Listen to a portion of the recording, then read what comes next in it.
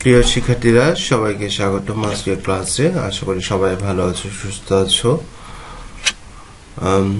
আমরা প্রথম পত্র থেকে যুক্তির উপাদান নিয়ে, যুক্তি বাক্যের শ্রেণীবিভাগ নিয়ে আলোচনা করছিলাম। তারই ধারাবাহিকতা আজকে আমরা আলোচনা করব যুক্তি বাক্যের শ্রেণীবিভাগ গুণ অনুসারে। সদর্থক যুক্তি বাক্যের গুণ অনুসারে যুক্তি বাক্য দু ধরনের, একটা হচ্ছে সদর্থক যুক্তি বাক্য, একটা হচ্ছে নয়ার্থক যুক্তি বাক্য। সদর্থক যুক্তি বাক্য কোনগুলোকে বলবো?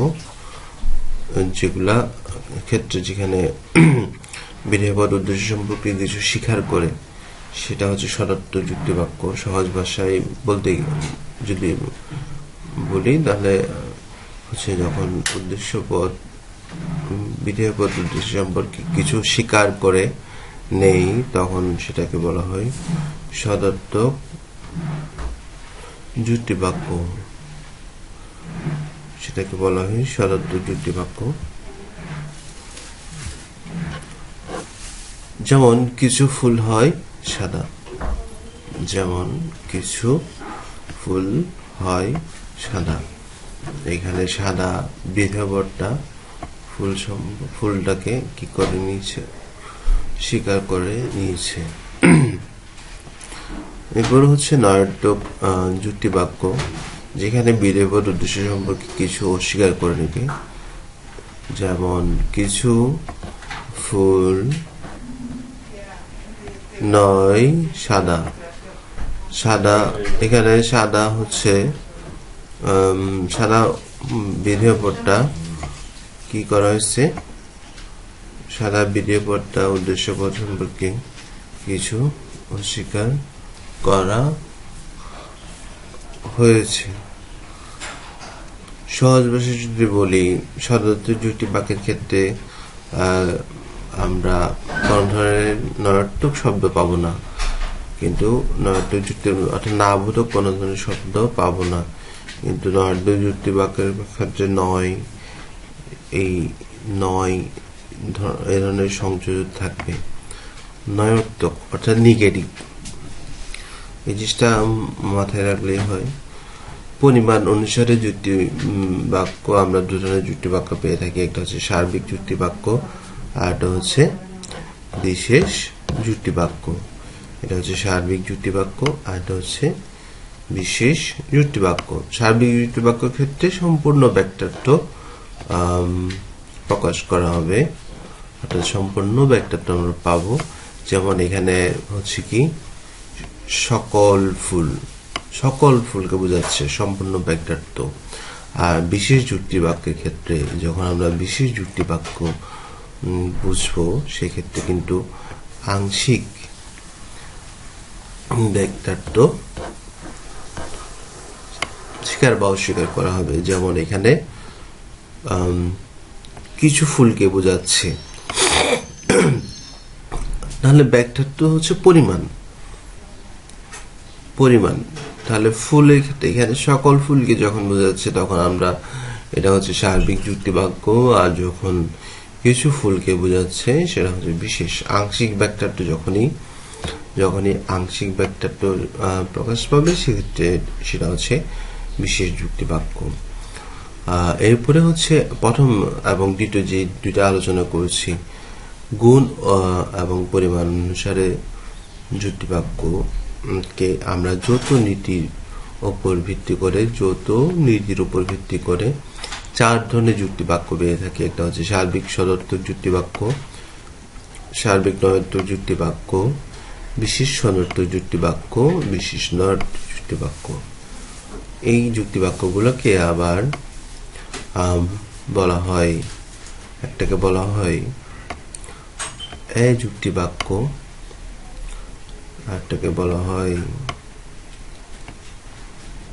এই যুক্তি বাক্য, এটা হচ্ছে আরটাকে বলা হয় আই যুক্তি বাক্য, আরটাকে বলা হয় ও যুক্তি বাক্য। তাহলে সার্বিক শব্দটি যুক্তি বাক্য হচ্ছে এ যুক্তি বাক্য, সার্বিক নয়টি যুক্তি বাক্য হচ্ছে ও ই যুক্তি বাক্য, বিশেষ শব্দটি যুক্তি বাক্য হচ্ছে আয় যুক্তি বাক্য, বিশেষ নয়টি যুক্তি বাক্য হচ্ছে ও যুক্তি বাক্য। আমরা একটু উদাহরণগুলো খেয়াল করি। সার্বিক শব্দটি যুক্তি বাক্যের উদাহরণ হচ্ছে সকল মানুষ হয়, সকল ছাত্র হয় মেধাবী। সার্বিক নয়টি যুক্তি বাক্যের উদাহরণ হচ্ছে কোনো মানুষ নয় অমর। কিছু বিশেষ শব্দটি যুক্তি বাক্য উদাহরণ হচ্ছে কিছু মানুষ হয় শিক্ষিত। বিশেষ নয়টি যুক্তি বাক্যের উদাহরণ হচ্ছে কিছু মানুষ নয় স্বার্থপর। তাহলে সার্বিক শব্দটি যুক্তি বাক্যকে বলা হয় এ যুক্তি বাক্য, সার্বিক নয়টি যুক্তি বাক্য বলা হয় এই যুক্তি বাক্য, সার্বিক বিশেষ শব্দটি যুক্তি বাক্যকে বলা হয় আয় যুক্তি বাক্য, আর বিশেষ নয়টি যুক্তি বাক্যকে বলা হয় ও যুক্তি বাক্য। তাহলে আমরা এইগুলো একটু যদি তুলনা করি তাহলে বুঝতে পারবো। যেহেতু আমরা যখন সার্বিক বলতেছি, যখনই সার্বিক বলতেছি, সার্বিক এটা হচ্ছে গুণ আর একটা পরিমাণ। তাহলে সার্বিকটা গুণ নাকি পরিমাণ? সার্বিকটা হচ্ছে পরিমাণ, আর সদর্থকটা আর নয়টা হচ্ছে গুণ। তাহলে যখনই পরিমাণ আসবে, সার্বিক সার্বিক বলতে সব সম্পূর্ণ ব্যাপারটা প্রকাশ পাবে, সেটাকে বলা হচ্ছে সার্বিক। তাহলে আমরা দেখি এই প্রথম দুইটা যুক্তি বাক্যে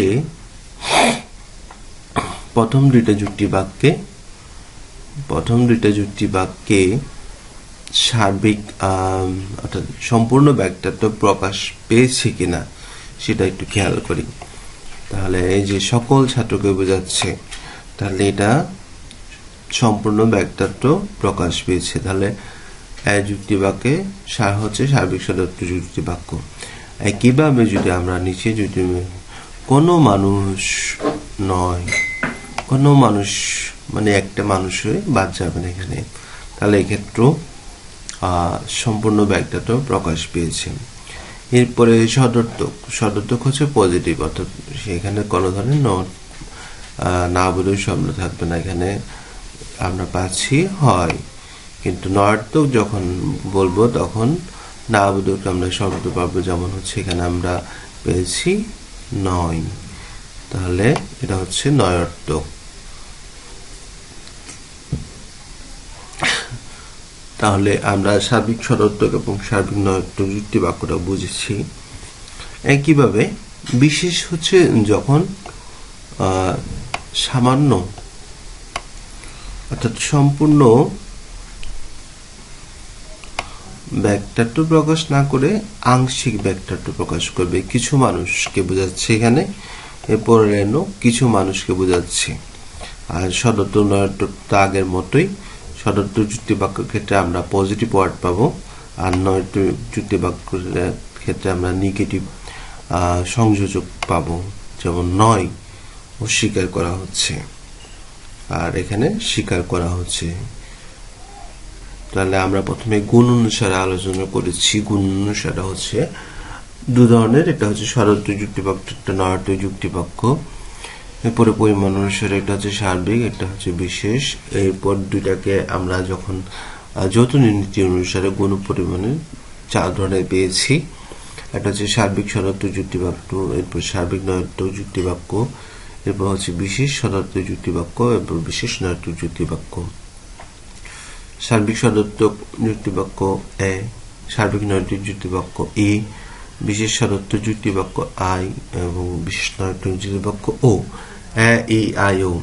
আমাদের এই 4 ধরনের যুক্তি বাক্য খুবই ইম্পর্টেন্ট। আমরা এটা ভালো করে দেখব। আশা করি সবাই বুঝছো।